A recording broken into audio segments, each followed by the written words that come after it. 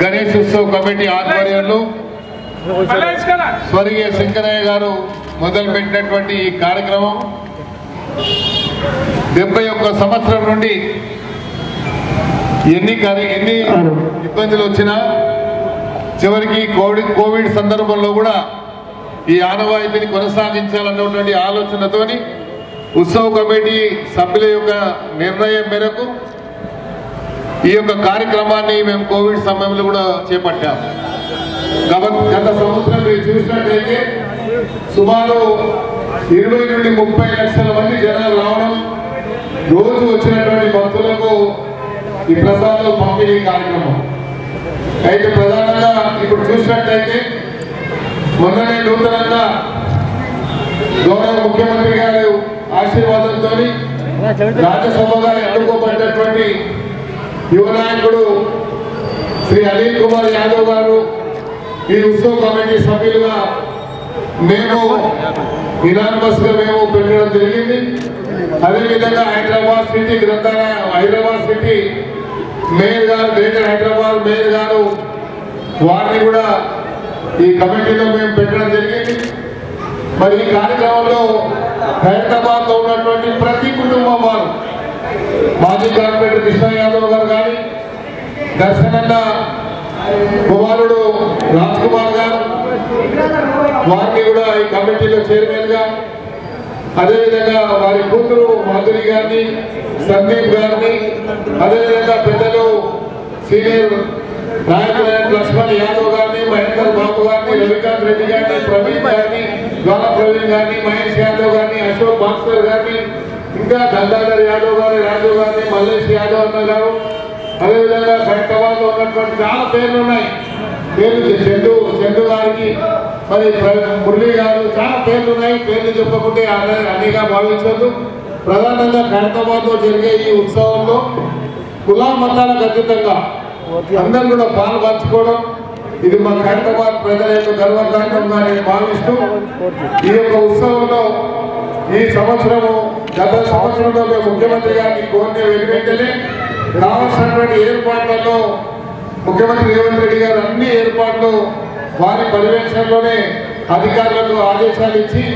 మరి అంగరంగ వైభవంగా ఈ హైదరాబాద్ లో వెలిసేటువంటి, కైలాసంలో వెలిసేటువంటి వినాయకుడికి వచ్చే భక్తులకు ఎలాంటి అసౌకర్యం కలగకుండా ఏర్పాట్లు చేయడం జరిగింది. వారికి ధన్యవాదాలు చెప్తూ ఈ సంవత్సరం కూడా అలాగే చేయాలని, అదేవిధంగా పోలీస్ సిబ్బంది, మా సిటీ కమిషనర్ గారు శ్రీవి ఆనంద్ గారు, అదేవిధంగా ఇక్కడ ఉన్నటువంటి ట్రాఫిక్ పోలీస్ కానివ్వండి, ఆర్ఎండ్బి కానీ, జిహెచ్ఎంసీ కానీ, వాటర్ వర్క్స్ కానీ, ఎలక్ట్రిసిటీ డిపార్ట్మెంట్ కానీ, అన్ని విభాగాలు వారి యొక్క కోఆర్డినేషన్ తోని ఎన్నో కార్యక్రమాలు ఎన్ని వచ్చినా కూడా వారు వెంటనే మాకు సహకరించడం,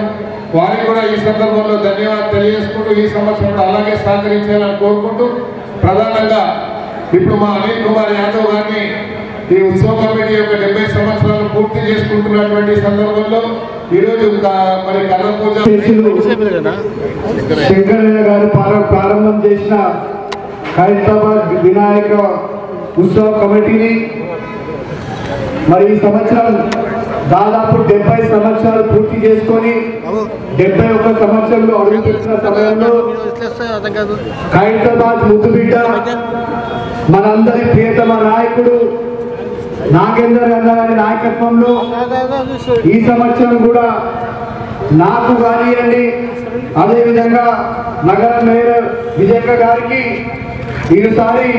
సేవ చేసుకోవడానికి అవకాశం ఇచ్చినందుకు కూడా నేను నాగేందర్ గారికి ధన్యవాదాలు తెలియజేస్తున్నాను. అదేవిధంగా మరి కమ్యూనిటీ సభ్యులైనటువంటి అందరూ కూడా,